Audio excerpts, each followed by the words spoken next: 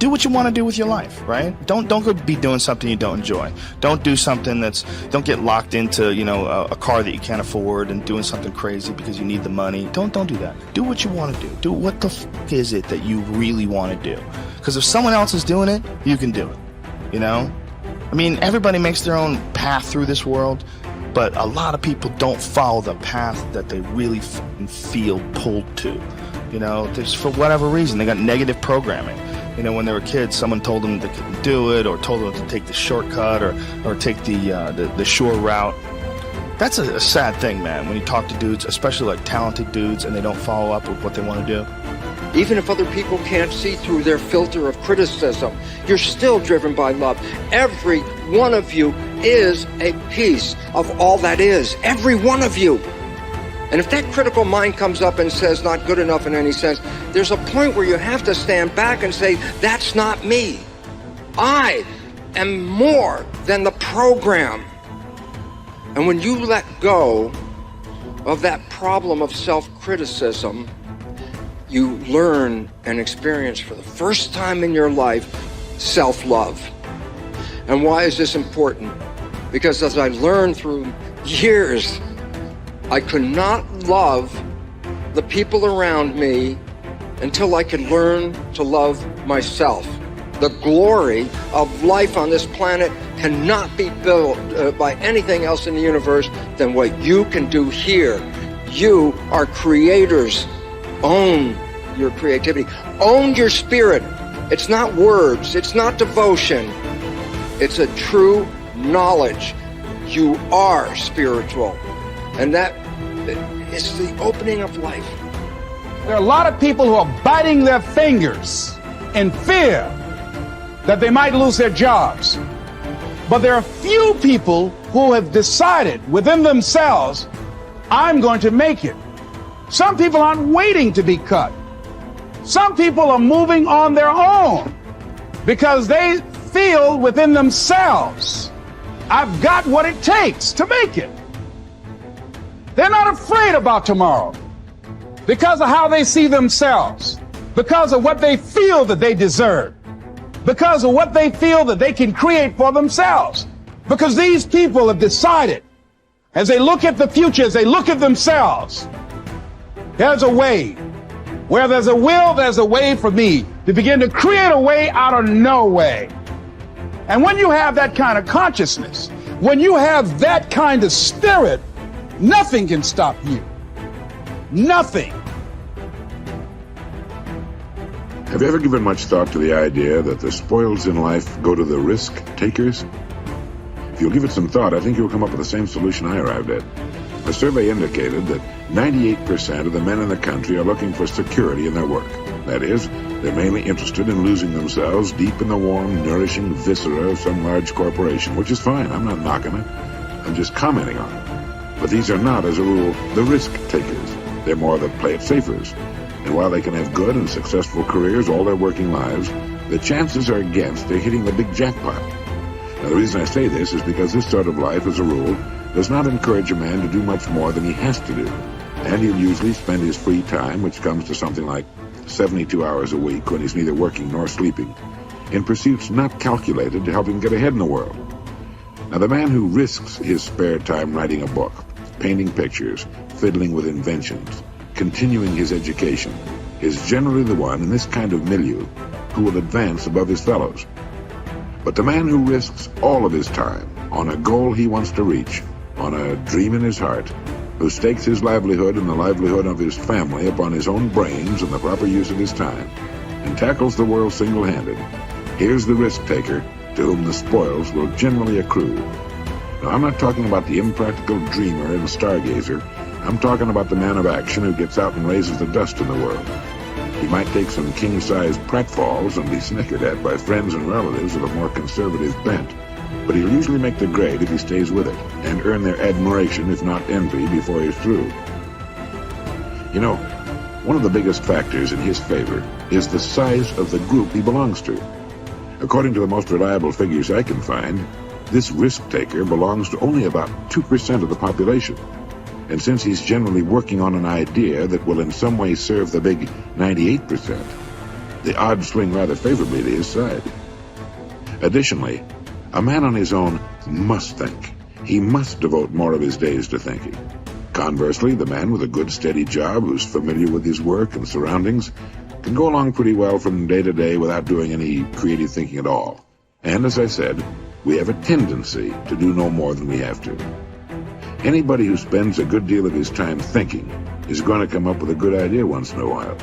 The law of averages is definitely on his side. And if you think about it a minute, you realize that he only needs a few, maybe only one really good idea to make it big. Now, the more you think about it and analyze it, the more it makes you think that what appears to be the risk taker really isn't nearly as big a risk taker as you might imagine. The cards are stacked pretty well for him from several important standpoints. But as I said in the beginning, the spoils definitely go to the risk taker. Life is full of hidden contradictions. One is that the man who thinks he's playing it safe really isn't. And the man who seems to be taking the greatest risks, considering the law of averages, is playing it safest. If you just make a decision, it can be sometimes the day that starts you on a brand new journey. Now, some decisions are incidental and some are small and some, are part of a working day. But sometimes decision making can be one of the most important days of your life. Maybe a decision you've postponed, and now you understand the penalty of postponing that decision. You've got to do something, and finally you come to the conclusion, today is the day. I now decide. And whether you decide on a new direction, whether you decide on a refinement in philosophy, whether you decide to act when before you haven't acted, you decide on a series of things that you're going to do. Deciding can be such an incredibly important, very exciting, inspirational day. Also, deciding sometimes starts the process of lifting our self-esteem. Sometimes when you look back on it, the day that you decided was just about as exciting as the day when you finally accomplished the project. That when you finally made the decision, you finally got the monkey off your back, as we say in English. You finally, got through whatever barriers kept you from making that decision, and finally you made a decision. And now it seems like the sky is blue and the air is clear and your mind is ready. The adrenaline starts to flow, things start to happen to you from that moment of decision. So that can be an incredible source of inspiration. Now, if you don't follow through, it's not going to last all that long. If you decide and then, postpone and you decide but you still don't get to it for a week or a month or a year, soon all that energy and that source of inspiration is all dissipated. So deciding is inspiring, but not for that long. But once you decide, it can be a very powerful day. But now, of course, you must follow through.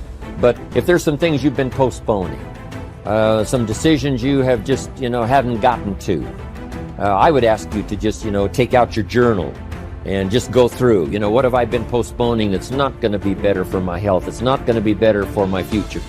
It's not going to enhance my finances. Maybe a problem needs to be solved. I got to decide when I'm going to do it and how I'm going to proceed. I need to get to it. I promise you, if you'll go through some of that list and start making those decisions, your inspiration will start to flow, and those could be very critically important, exciting days. Indecision is the thief of opportunity. Indecision means the door is still closed. Indecision means the opportunity waits. Indecision means what could be is postponed or may never be. And those are all the penalties of indecision. And sometimes we can't make a snap judgment. We can't decide immediately on something so important. But after a while, we must understand sometimes the heavy penalty of putting off our decision making. So, one source of inspiration, deciding. Nothing is so embarrassing as watching someone do something that you said could not be done. People who embrace possibility thinking are capable of accomplishing tasks that seem impossible because they believe in solutions. When you believe you can do something difficult and you succeed, many doors open for you. Big thinkers are specialists in creating positive, forward-looking, optimistic pictures in their own minds and in the minds of others. If you embrace possibility thinking, your dreams will go from molehill to mountain size And because you believe in possibilities, you put yourself in position to achieve them. The winners in life think constantly in terms of I can, I will, and I am. Losers, on the other hand, concentrate their waking thoughts on what they should have done or what they don't do. If you believe you can't do something, then it doesn't matter how hard you try, because you've already lost. If you believe you can do something, you have already won much of the battle. The first step in becoming a possibility thinker is to stop yourself from searching for and dwelling on what's wrong with any given situation. Sports psychologist Bob Rotella recounts, I tell people, if you don't want to get into positive thinking, that's okay. Just eliminate all the negative thoughts from your mind. Whatever's left will be fine. If possibility thinking is new to you, you're going to have to give yourself a lot of coaching to eliminate some of the negative self-talk you may hear in your head. When you automatically start listing all the things that can go wrong or all the reasons something can't be done, stop yourself and say, don't go there. Then ask what's right about this. That will help to get you started.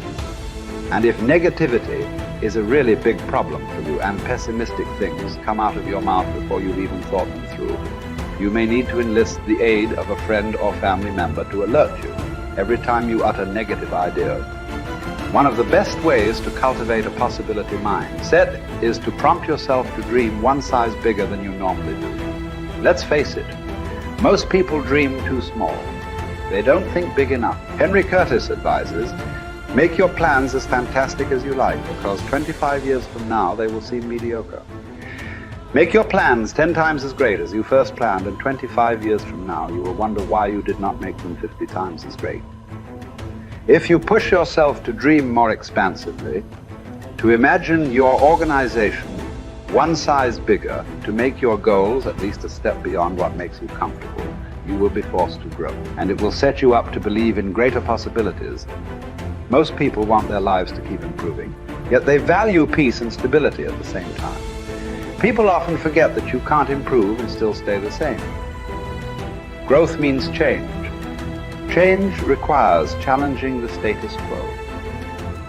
If you want greater possibilities, you can't settle for what you have now.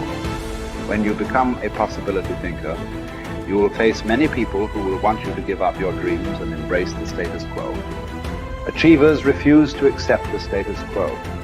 As you begin to explore greater possibilities for yourself, your organization, or your family, and others challenge you for it, other possibility thinkers across the country and around the world are thinking about curing cancer, developing new energy sources, feeding hungry people, and improving quality of life. They are challenging the status quo against the odds. And you should too,